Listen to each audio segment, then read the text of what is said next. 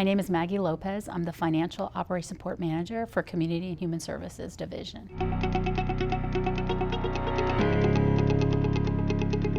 Currently, we have multiple programs, but our major program that we have right now is our Emergency Rental Assistance Program.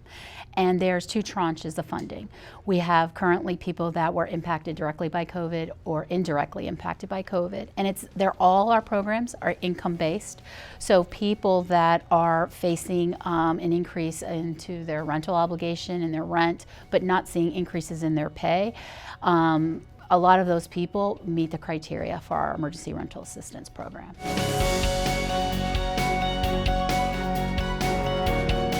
So you need to have been impacted by COVID, and many people have been impacted differently by COVID. Maybe you have reduced hours, your business can no longer be open in the evening, and so, or maybe your business took a big hit and can no longer provide services. Maybe your business that you worked at can't bring employees in, and due to the COVID, your hours are reduced. And so that is criteria right there for meeting our program.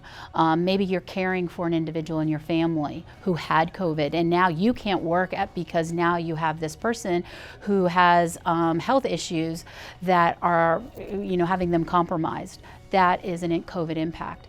You also have COVID impact if you've had medical expenses. Maybe you had to pay for the funeral of a family member, and that has been a huge financial impact on your family. That's COVID impact.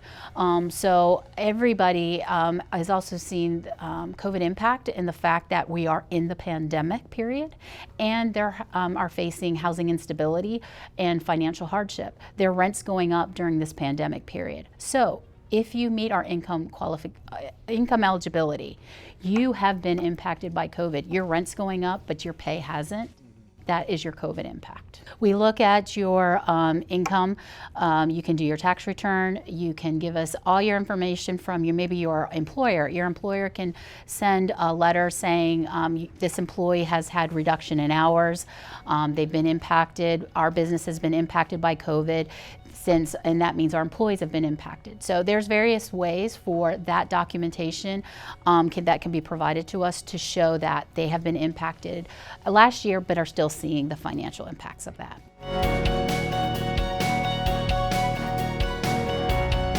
Visit our website, collierflassistance.com. That'll take you directly to our portals that we have available for our online application. For anybody that needs assistance, they can call 239-450-2114. We'll have staff available to answer any phone calls Monday through Friday. Anybody that has an application in our grants portal system can also send emails back to their processors. They can see the status of their application, and they can feel free to contact us. All our information is on the application itself, so there's always an opportunity to reach staff with any questions that may come up.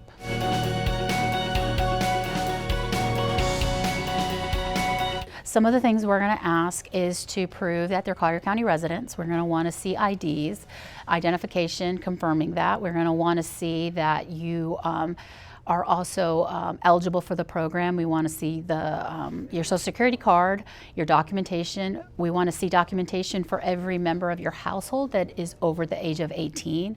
I want to remind you this is an income-based program, so everybody over the age of 18 needs to validate their income. So we will look at that. All pages of your lease.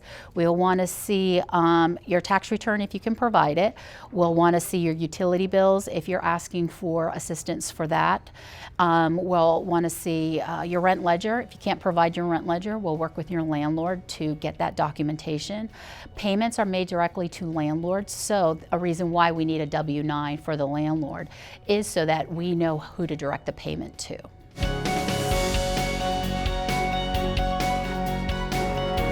The annual income for one person is $52,850 annually.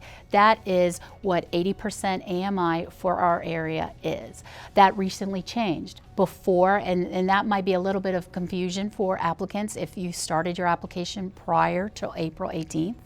Those income limits changed. So now it's even broader. There's even more people that potentially are impacted that can qualify for this program.